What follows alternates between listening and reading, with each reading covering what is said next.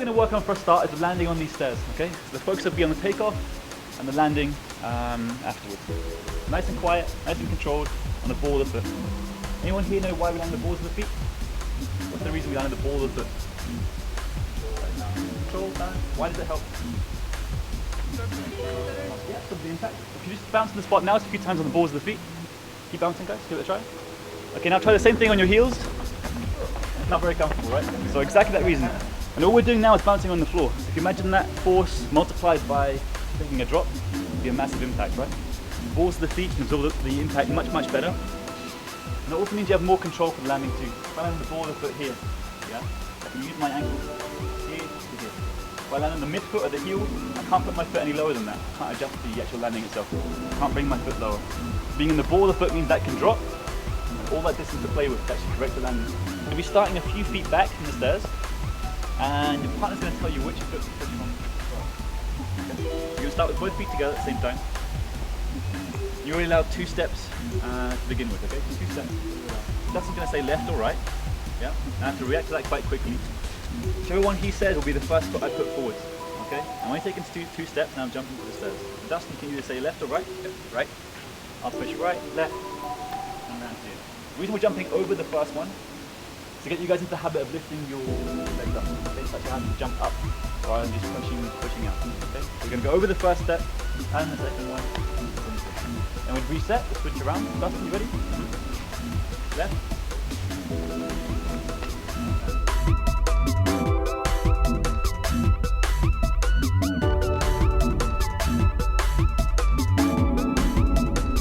So the next variation the guys are working on is just facing away from the original drill. So they're facing away from the stairs, and you have to turn either left or right.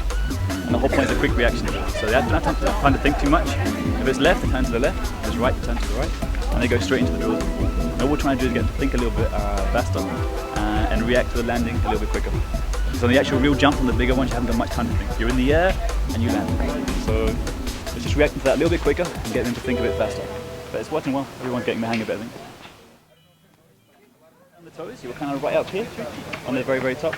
Just the ball of the foot just behind the toes, right here. Okay. So when you land, you should be landing here rather than okay.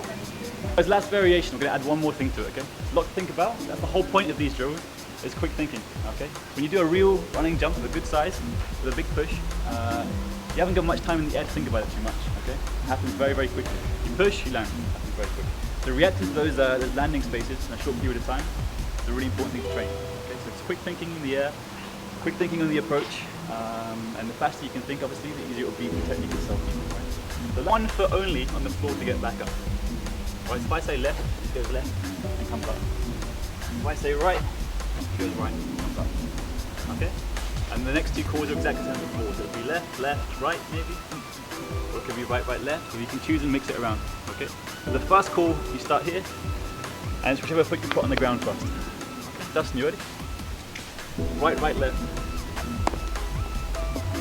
Very good. Come back.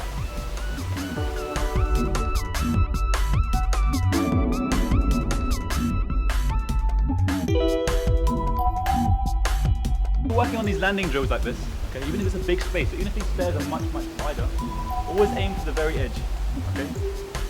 You're not just training for these situations here, for those specific steps, you're training for other situations as well, okay? So if you're going to land on a small, thin rail, for example, you have to be very precise. So for all these kind of drills we do, always work in the bare minimum space you can, okay? So even on these ones here, you've got a lot of space to land, right? Even though you're all landing on the balls of the feet, which is great, and it is nice and quiet, there's a lot of actual space you can land on here. So always try and land right on the very edge, not just because you're practicing on these stairs here, but you're practicing on different situations as well. So if you're landing on a very thin rail, your body's very used to judging that distance there and landing on the edge rather than using the whole space itself. Does that make sense? Yeah? Okay.